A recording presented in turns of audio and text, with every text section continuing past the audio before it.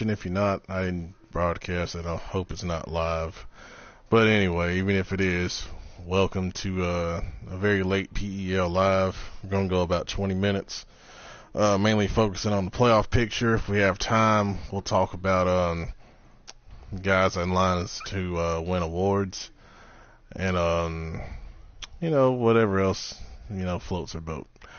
All right, so let's jump right into it. In the AFC, let's take a look at the playoff picture. You got the Steelers right there, 13-1, Dolphins 12-2, Chiefs 12-2, Jags 11-3, Browns 10-4, Colts 9-5, Chargers 9-6.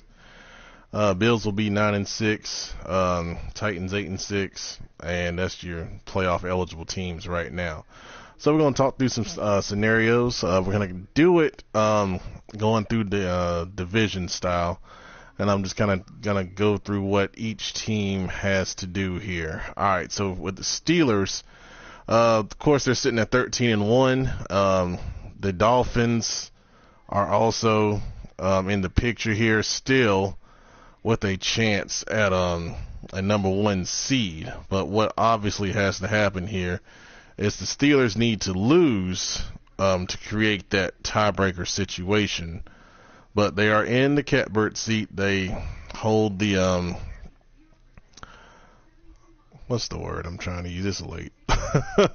They control their own destiny. There we go.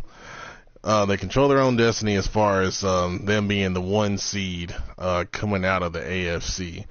I'm pulling up Daddy Leagues now to take a look at who they have week 17, so I don't have to go flipping around so many screens here. Week 17, the Steelers will play the Buccaneers, so that is an important game of relevance. If the Buccaneers are able to pull the upset, that opens the door for the Dolphins and the Chiefs to possibly get a number one seed.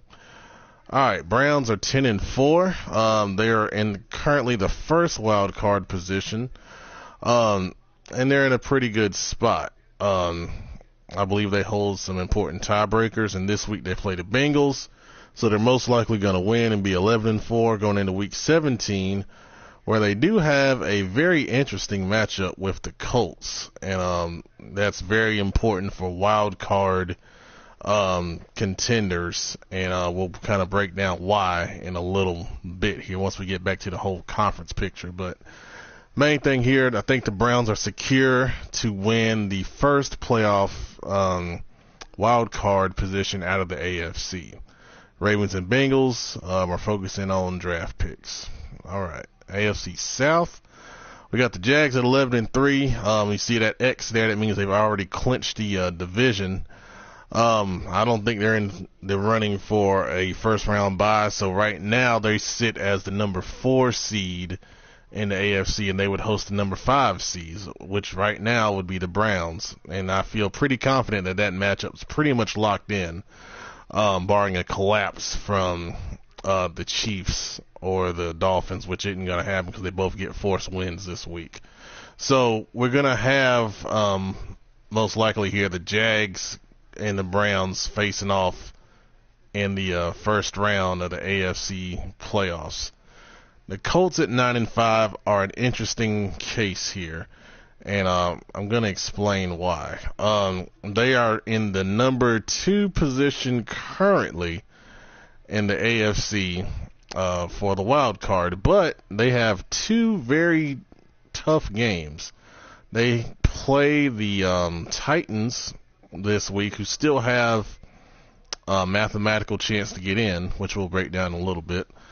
And then they play the Browns in week 17. You see they've lost 3 in a row. The question is, are they on a collapse or can they correct this thing? This is the first playoff chase for them here in the PEL. And I don't know if the pressure is getting to them or what's going on here, but if the Titans are able to win, that's going to create a very, very interesting scenario week 17 for a lot of teams, okay? It's still going to be interesting either way, even if they do win, because the pressure will still be on them. But they're 9-5, and then you take a look at conference record when it comes down to wild cards. Now, the good thing is they're 7-3 in the AFC, so that's going to help them a good bit, all right? But they still have 2 AFC games left, so that could go down to 7-5. The big thing for them is if they win out, they're going to get in. All right, so destiny is in their own hands, but they've got 2 tough games here, and one with this team right here, the Titans, who are 8-6, and they're playing each other. All right, so the good thing for Tennessee is if they're able to beat the Colts, they'll have a tiebreaker on them. All right, and at this point of the season, tiebreakers mean everything. All right. So even though the Colts have a better conference record, if it would come down between those 2 teams, the Titans would get the bid because they won. Well, I got to go back and see who won the first matchup. But if they won the first matchup, then the Titans would get a head-to-head. If they split, then it goes to conference record for a wild card, and then the Colts would still get it. But either way, if the Titans want to keep their hopes alive, they have got to win against the Colts this week when they play. And then week 17, the Titans play the Jaguars. So now they got a tough road to try to get in. But if they can get to 10-6, and then if the right people lose, which is possible with the way the schedule's looking, and we're going to break it down here in a second, they have a shot. So they still have something to play for in Tennessee. All right, AFC East. We talked about the Dolphins. You can see the streak. They've won 10 games in a row, which means they're due for some Madden BS. But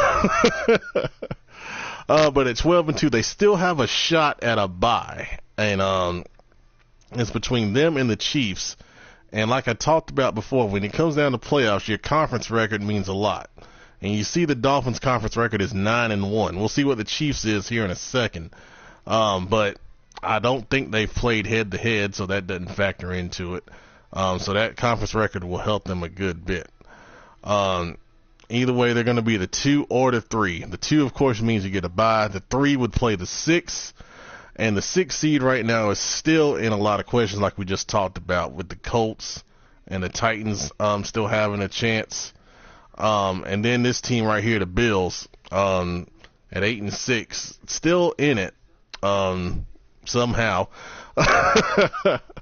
But you see their conference record right now is 6-4, I believe. Yep, and it's going to go to 7-4 with the forced win over the Texans in that BS that happened earlier. I've calmed down. I'm good now. I'm just hoping my CPU will put an ass whooping on them. So they'll be 9-6 with a 7-4 conference record, which puts them in the conversation. But of course, week 17 they have the Dolphins, so it's going to be a really tough proposition for the Bills to go to Miami and win that game to get to 10-6 and then have a shot. But they're still in it. And the big thing is they've got to win next week to have a chance and see if they get some help. Now, the help they need, that would come from someone knocking off the Colts and not ending in a tie.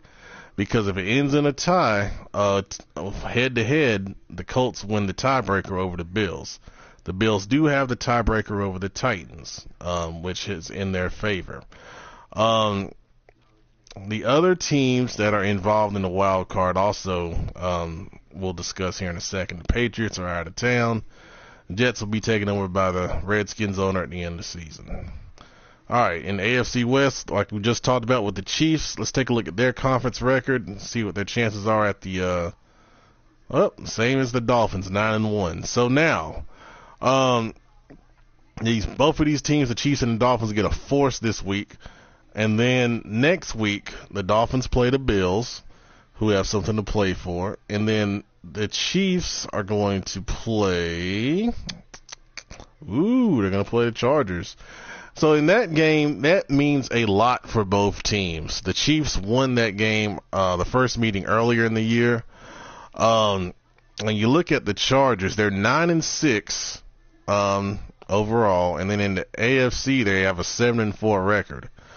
I've got to see. Oh, they've already played this week. That's why they're 9-6. All right, so here we go.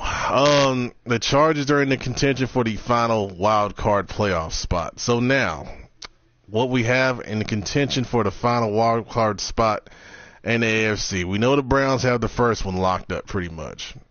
We've got the Colts in it. We got the Titans in it. We've got the Bills in it, and we've got the Chargers in it. All right, so here's what needs to happen for each team to get in. Colts need to win out. The Colts win out, they get the number 6. For the Titans to get in, they need to beat the Colts this week. They need to beat the Jaguars next week. They need the Chargers to lose to the Chiefs next week. And then they need the Bills to lose to the Dolphins next week. That puts them at 10-6. That would put the Colts at 9 and the Colts need to lose to the Browns next week. So that would put the Titans at 10-6. Colts, Chargers, and Bills all at 9-7. The Titans would get in that way. It's a lot, but it's possible because of the teams that each of these teams are playing. They're not pushovers. All right. For the Bills to get in, they need the Titans to beat the Colts next week. They need they need to win first of all. They got to beat the Dolphins, number 1. Then they need the Titans to beat the Colts. Ideally, the Jags to then beat the Titans in Week 17. They need the Browns to beat the Colts in Week 17, and then they need the Chiefs to beat the Chargers in Week 17. Sounds like a lot, but when you break down the matchups, it's possible. But like with all the other teams, they need to win Week 17 to have a chance. All right, for the Chargers to get in at 9-6, of course they need to beat the Chiefs, make it easy. All right, and then we talked about the Bills losing to the Dolphins. That would kind of negate the conference tiebreaker there if they lose. They need the Colts to continue to lose. They need them to lose to the Titans this week. And then Week 17, they need the Jags to beat the Titans. So every team here has a scenario, but the teams playing each other are realistically in a place where these things could happen. But it's all contingent on the wildcard teams winning their Week 17 games. The Chargers won this week. The Bills won this week. Colts and Titans play. I think that's a loser leave town match, to be honest with you, based on their Week 17 games. And we believe pretty strongly the Browns have the number 5 seed locked up. All right, let's jump to the NFC. All right, Vikings 13-2. Looks like they got number 1 pretty much locked up there. Lions 11-2-1. That's the first wild card. That's the number 5. And then you've got the Giants at 9-5. I think they're going to get a force based on what happened tonight. I'm not sure. I have to find out. But then you got the Falcons at 10-5. Panthers 9-5. Niners 9-6. Bucks 8-6. Oh my goodness. Seahawks 9-6. Cardinals 9-6. Good Lord. All right, let's go through the divisions. NFC North, like we said, the Vikings have the number 1 locked up. I believe that's home field throughout the playoffs.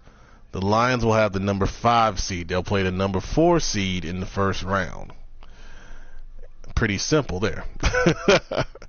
NFC South. All right, we're gonna say the Falcons are in the lead at 10-5. We're going to assume the Panthers have a loss because of what happened tonight, and that puts them at 9-6. And then the Bucks at 8-6. We got to see who they play Week 16. So they play the Saints, so that's probably going to be a win if he plays. And then Week 17, they have a challenging game against the Steelers. All right. So that means we're going to assume Falcons 10-5, Panthers and Bucks 9-6. All right. Keep that in mind. We're going to come back to it. Right now, we're going to assume that the Falcons win the division because their Week 17 opponent is the Saints. So, yeah. All right. NFC East, Giants have that locked up, so they're going to be a division winner. They still have a shot at the number 2 seed in a bye. And we'll get to that in a second. In the NFC West, oh, good gracious. We got 3 teams at 9-6. All right. So let's look at Week 17 games in this scenario. Cardinals and Seahawks play each other. That makes it easy. The winner still has a shot at the division, obviously. Loser may have a shot at the wild card. We'll look in a second. The 49ers play the Bears, so that definitely helps their cause there. So we're still going to have a 2-way tie at 10-6. We would have to dig pretty deep here, and we're going to have to look at the matchups between the 3 teams. We're going to assume the 49ers win. All right, so we're going to look at their schedule to look at tiebreaker scenarios head-to-head for the division title. So they beat the Seahawks week 2, 25-23. They beat the Cardinals week 4, 31-7. They beat the Seahawks, so they have a tiebreaker over the Seahawks head-to-head, and they split with the Cardinals. All right, so the 49ers are rooting for the Seahawks in that game, for sure. Because if the Seahawks win, if the Niners win, like we presume, they're both going to be 10-6. Then the Niners would get the division title bid because of the head-to-head tiebreaker. With the Cardinals, if the Cardinals win and the Niners win, we're going to have to go to the division, but see, the Niners are 5-1 in the division, so that would give them the what should give them the division title over the Cardinals, because you see the Cardinals are 2-3 in the division. All right, so we can do this a couple different ways here. So one of these teams are going to be 10-6 along with the 49ers. We're going to presume the 49ers win the division because of that. So that gives us this scenario in the NFC. All right, we know the Vikings are the 1, Lions are the 5. We got Giants and Falcons battling out for the number 2 seed as division winners. Let's go back to the Week 17 games. We know the Falcons have an easy game with the Saints. We need to see where the Giants are in Week 17 and who they play, and then see if a tiebreaker scenario will come up. We're assuming the Giants win tonight. That puts them at 10-5. Keep that in mind. So the Giants will play the Cowboys. Oh, good grief. All right, so it's at 11-5 for both teams. When you got it cross divisional like that in a tie, it goes to conference record. In the NFC, they're both going to have 9-3 records. Did they play head-to-head? That's the next check that we have to do. Let's go to one of their schedules and see. And I'm scrolling through Daddy Leagues to do this. Bear with me 1 second. Well, let's look at the Giants' schedule. It's right there. Alright, so we're looking to see if the Giants, and they did play. They played week 4 and the Giants won 45-28. So, in a tiebreaker scenario, the Giants head-to-head beat the Falcons. The Giants would get the number 2 seed and the bye. And that would put the Falcons at the 3 seed at 11-5 playing the 6.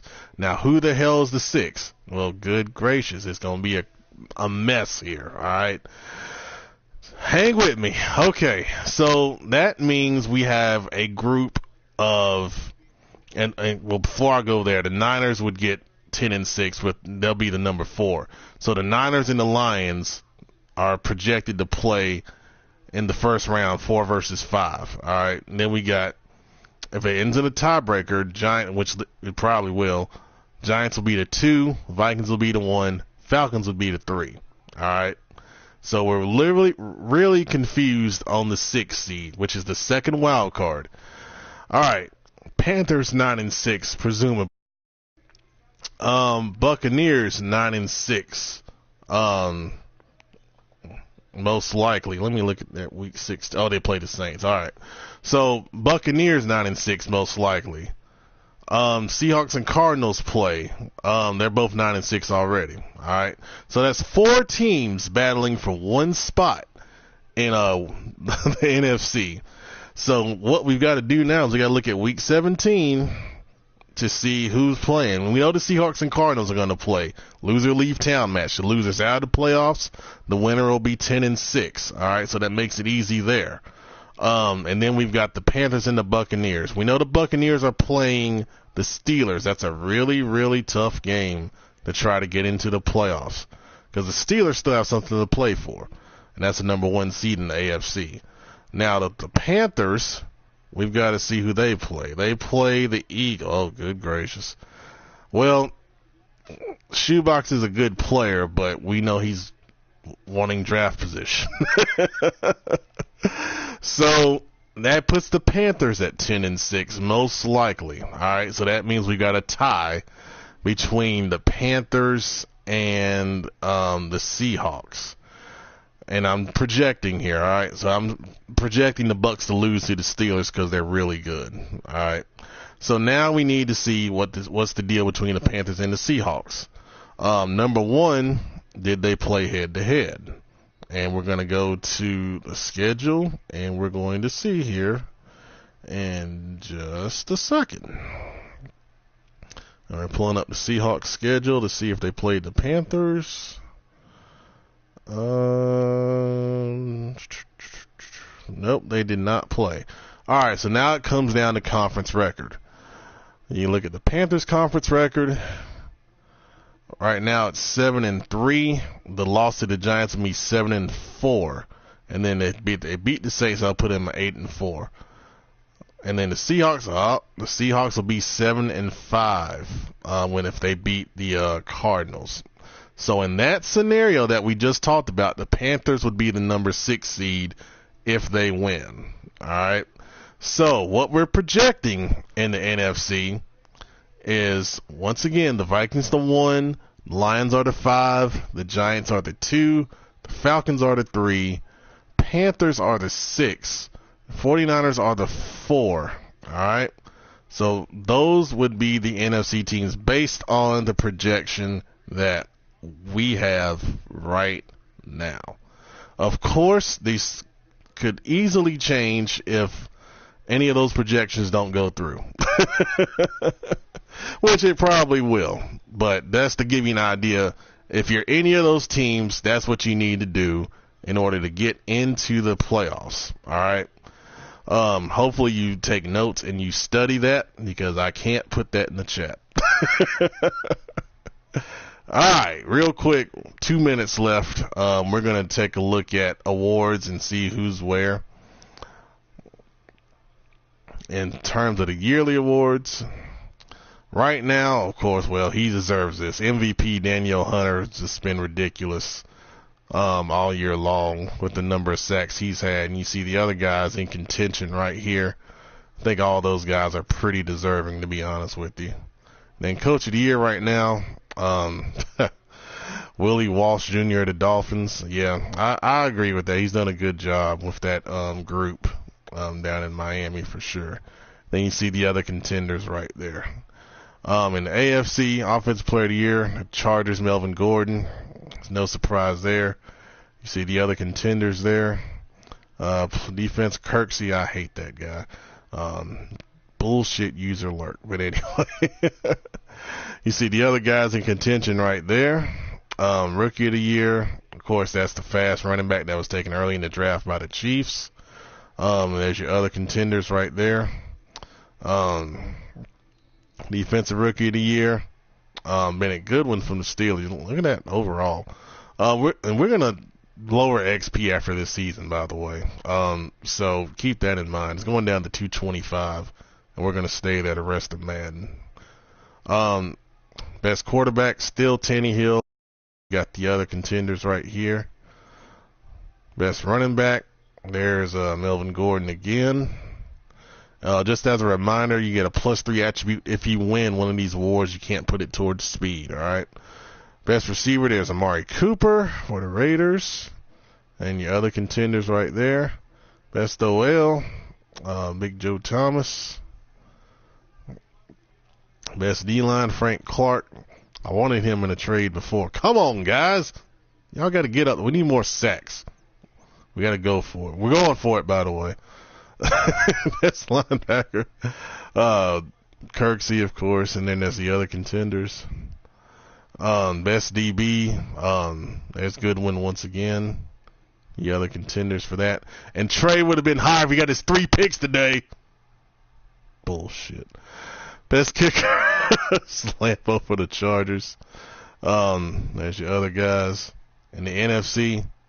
There's your best kicker, Graham Gano. Not in real life. Offensive Player of the Year, there's Kaya. Followed up with the other contenders right there. Look at those rookies. There's 3 rookies. Well, yeah, no, 2 rookies and then Kaya. Defensive player, of course, there's Hunter. Then your other contenders.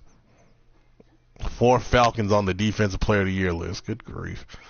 Offensive Rookie of the Year, there's Ray Beisel with the Vikings. The other contenders right there. Defensive Rookie is Cesar Ramirez. Oh, those sim stats, man. Those sim stats have a lot, don't they? There's your other contenders there.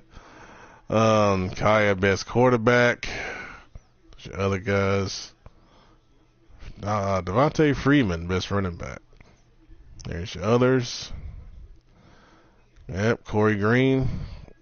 He's been warned. He can't go over 200 no more. It'll be a game suspension. And of course, with the Falcons, John Ross. Jesus. I can't do that, guys. Come on. TJ Lang, best O-Line. Oh, that's a surprise. And there's your others. Of course, Danielle Hunter there, best D lineman. Linebackers, there's Jordan Jenkins. Okay, it's a little bit of a surprise. There's your other contenders there. Harrison Smith, best DB, no surprise with the Vikings. And we did best kicker. All right, so that's the live show tonight. Make sure you take notes on your playoff breakdowns that I did. And main thing, win, you have a chance to get in. If you lose, you're going to be out. It's too tight, man. It's coming down to week 17. It'll be a full 48-hour advance. Usually it's 24 because things are settled, but with so much going on, a lot of people in contention will be a 48-hour advance, all right? That'll be tomorrow night. Is it tomorrow night? Tuesday, Wednesday, Thursday. Well, Thursday. It'll be Thursday. Hopefully tomorrow. Advances soon. Thanks for watching. Have a good night, guys.